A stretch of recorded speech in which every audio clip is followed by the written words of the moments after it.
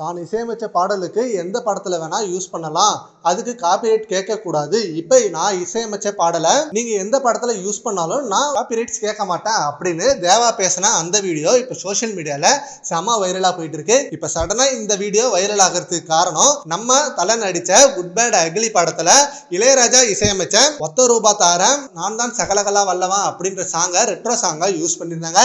ஆனா இந்த சாங்கை யூஸ் பண்றதுக்கு முன்னாடி காப்பிரைட்ஸை அந்த ஆடியோ நிறுவனத்துக்கிட்ட வாங்கிட்டாங்க. இப்போ அதை நம்ம ப்ரொடியூசர் சைட்லேருந்தும் அஃபிஷியலாக சொல்லிட்டாங்க. அண்டு வாங்கின சர்டிஃபிகேட்டும் ரிலீஸ் பண்ணாங்க.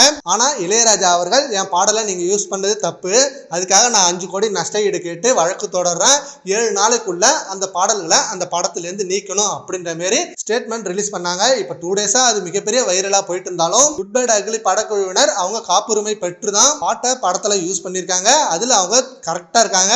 அப்படி இருக்கப்ப இப்போ இசையமைப்பாளர் தேவா அவர்கள் ஆல்ரெடி ஒரு இன்டர்வியூல சொல்லியிருந்தாங்க, பாடல்ன்றது நாம போட்டு முடிச்சோன்னே அது நமக்கு சொந்தம் இல்லை, அதை யார் வேணா எந்த படத்துல வேணா யூஸ் பண்ணலாம், அது நம்மளோட அடையாளம் தானே, இப்போ அவங்க யூஸ் பண்றது நமக்கு பெருமை தான், அதுக்காக காசு கேட்கறதுன்றது மிகப்பெரிய தப்பு, என்னோட பாடல்களையும் சரி நான் யூஸ் பண்ண இசையும் சரி நீங்க எந்த படத்துல வேணா யூஸ் பண்ணலாம், அது எனக்கு பெருமை தான், கண்டிப்பா அதுக்காக நான் காசு கேட்க மாட்டேன், அது மிகப்பெரிய பாவம் அப்படின்ற மாதிரி பேசினேன்.